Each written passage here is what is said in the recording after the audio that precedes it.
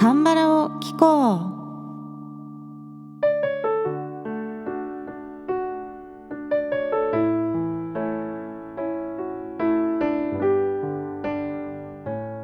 皆さんこんにちは。アンニョンハセヨ、風花です。今回はキム・ミヌさんのイビョンヨルチャ・アネソ、入営列車の中でという曲をカバーして紹介します。この曲は1990年発表のキム・ミヌさんのデビューアルバムに収録されている大ヒット曲で、作曲とプロデュースをユンさん先生が担当しております。結構昔の曲なんですけれども、チョソンモさんのクラシックというリメイクアルバムにこの曲が収録されていたので、私は曲自体は前から知っていたんですよね。そして半年くらい前にツイッターで作詞家のパク・ジュヨン先生の話をしていた時に、フォロワーさんからこの曲の原曲を教えてもらって、で聞いてみたら日本の70年代から80年代の歌謡曲のような哀愁があってですね、わあなんて素敵な曲なんだろうと思ってすごくハマったんですよ。でぜひカバーしてみたいなと思って今回紹介することにしました。まずタイトルの入営列車という言葉自体、日本ではあまり馴染みがないかもしれませんが、これは軍隊に行くための列車だそうなんですね。韓国では徴兵制度があって、男性は今は約1年半の間軍隊に入隊しないといけない期間があります。軍隊に入る最初の段階で、まず陸軍訓練所というところに行くことを入営というそうなんですね。そしてこの陸軍訓練所は韓国のノンサン、論文の論に山って書いてノンサンって書くんですけれども、でそこがソウルよりだいぶ南の方なんですよね。地図上で言うとデジョン、太田って書くところを通り越して、チョンジュ市、全州市のすぐ北あたりになるんですけれども、これね、見えるラジオの方では Google マップを出します。でちょっと地図は検索してみてください。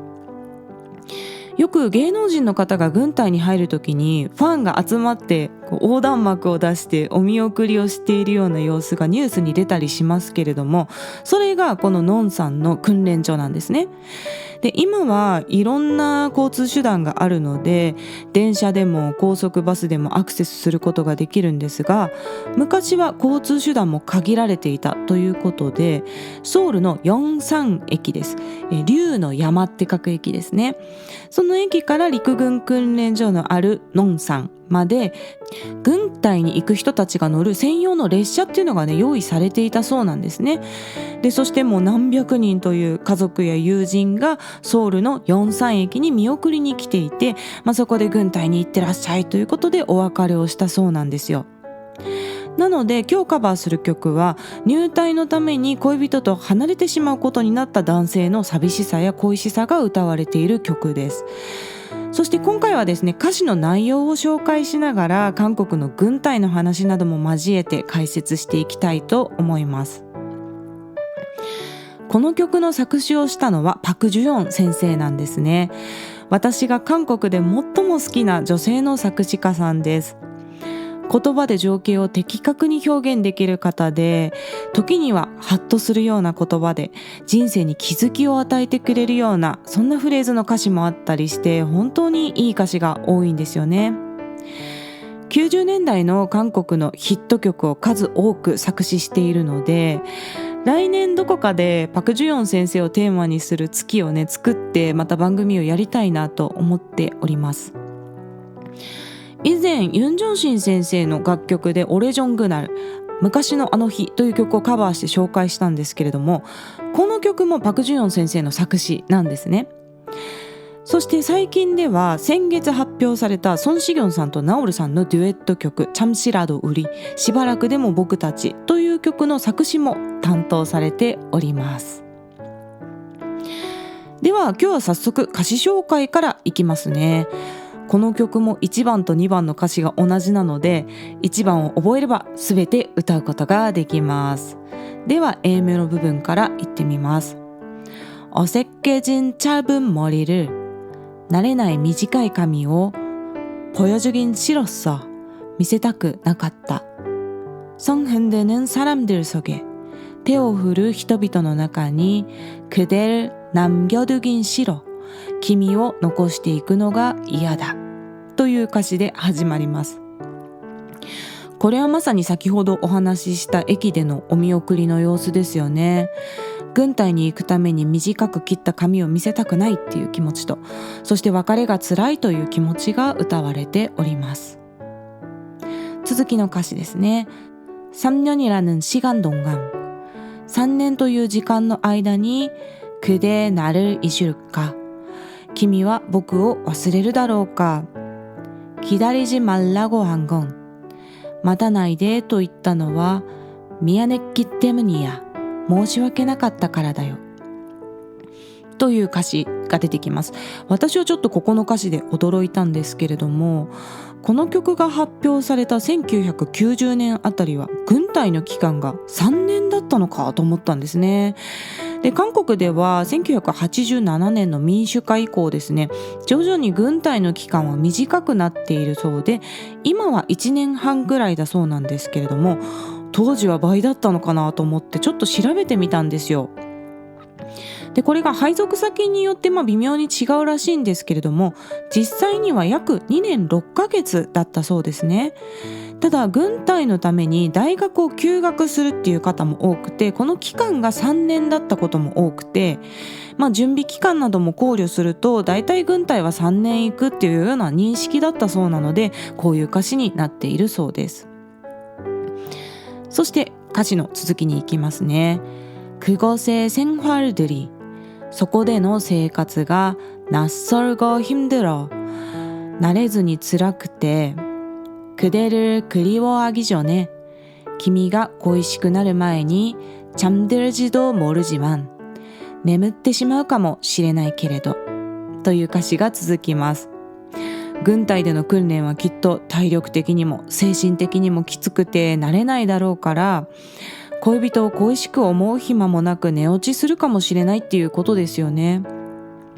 これからの生活への不安と、でもそれを受け入れなければならないという状況への気持ちが歌われている部分です。そしてサビの部分の歌詞を紹介していきますね。어느 날 그대 편지를 받는다면いつの日か君からの手紙を受け取ったら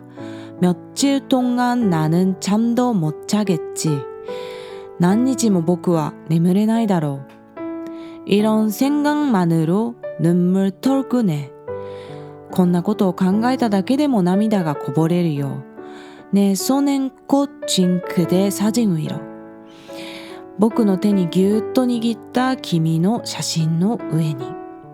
という歌詞です。もうここの歌詞が私は大好きなんですね。このアナログ感から伝わる哀愁っていうのが本当に切ない歌詞ですよね。恋人から手紙が届いたら毎晩読み返して恋しくなってきっと眠れないだろうということなんだと思いますね。で、軍隊に行く入営列車の中でそんなことを想像しながら恋人の写真を握りしめて涙しているという描写でございます。1990年の当時はスマホどころか多分携帯電話もまだ一般には普及していない時代ですから、連絡手段が手紙だったわけですよね。軍隊に行くっていうことがほぼ生き別れみたいな感じだったんだと思います。そういった別れの切なさからこういう名曲が生まれているんですよね。しかしこの作詞家のパク・ジュヨン先生は女性なんですよ。で、女性なので実際にはこの軍隊に行く人の気持ちっていうのは経験していないわけですよね。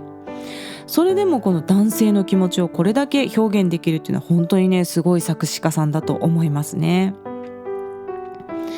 そして前回に引き続きユンさん先生の完璧主義伝説がありまして、なんとこの曲を歌っているキム・ミヌさんもレコーディングの時にユンさん先生に泣かされたそうなんですよ。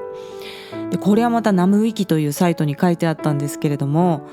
レコーディングでキム・ミヌさんが歌ったテイクをね一緒に聞きながら、ユンさん先生がキム・ミヌさんに、このボーカルどう思うっていうふうに尋ねたそうなんですよ。そしたらキム・ミヌさんは大丈夫やと思いますみたいな感じで答えたら、ユンさん先生がほんならもう家帰れやって言ったらしいんですよね。でそれでキム・ミヌさんは辛くて泣いてしまったそうなんですよ。でもこれ泣きますよね。これはねさすがにちょっとパワハラなんじゃないかと思いますよ。私も家帰れっていうね、ちょっとひどいですよね。でプロデューサーにそんな風に言われたらちょっと歌手のプライドはきっとズタズタになってしまうと思います。でもこういった経緯を知ってですね、原曲を聴いてみると、このテイクはきっとやっとね、何回も何回も歌ってやっと出た OK テイクなんだろうなと思って、その貴重さに胸が熱くなるような感じがしますね。そんなわけで曲を聴いてみてください。キム・ミヌさんのイビョンヨルチャ・アネソ、入営列車の中でという曲をカバーしました。